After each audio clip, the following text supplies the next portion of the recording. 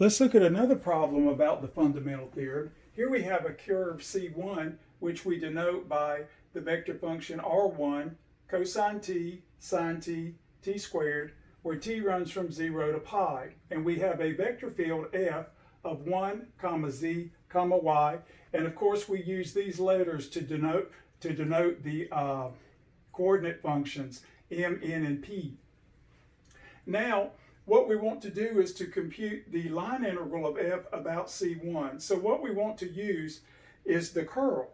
And so it's easy to set this up if we just write it as nabla cross f, where nabla is the vector of partial derivative operators, and then of course f is just what we have here. And so when we compute, we do 2, 3, 3, 2. So first we have the partial of y with respect to y, that's a 1. And then we have 3, 2. We have the partial of z with respect to z, that's 1. 1 minus 1, that zeroes out. And then for the second coordinate, we have 3, 1.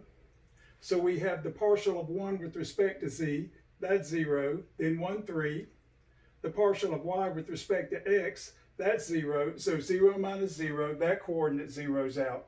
And then we do 1, 2.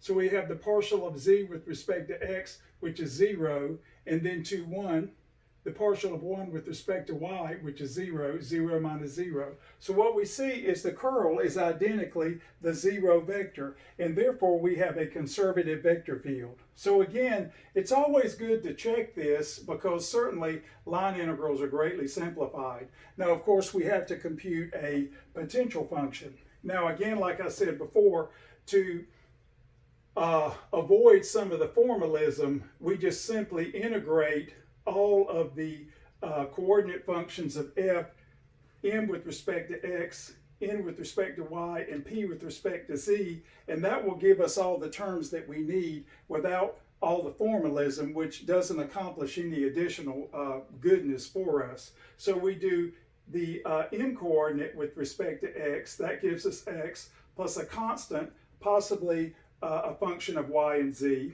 and then we integrate n with respect to y, so that's z dy, so we get yz plus a constant, possibly a function of x and z, and then we integrate p with respect to z, so that's y dz, which gives us yz plus a constant, possibly a function of x and y. And so we look at these equations and see that we need the x term and the yz term, which we have here, plus an arbitrary constant. So this is our potential function. Now, of course, that means that we can now compute the line integral by using the endpoints, but we need to figure out what they are. So first, we do r of pi. We substitute pi for t. We get a -1, 0, and then, of course, a pi squared.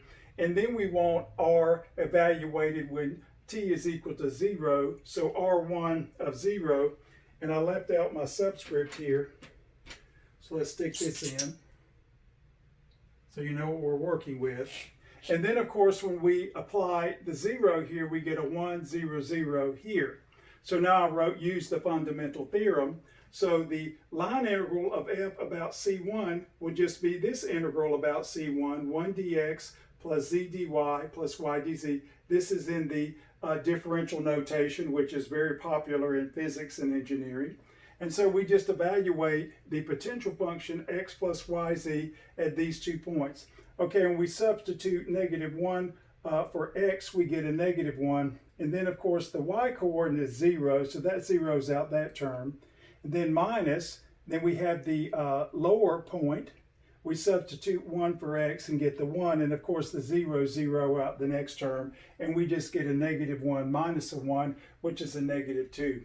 So again, you might think, okay, well, we do have to do the additional work to determine that we have a conservative vector field, but once we have that, we can actually utilize all of the attributes of the conservative vector field in a problem that you may be working. So it's always worth your time to check that aspect about a vector field.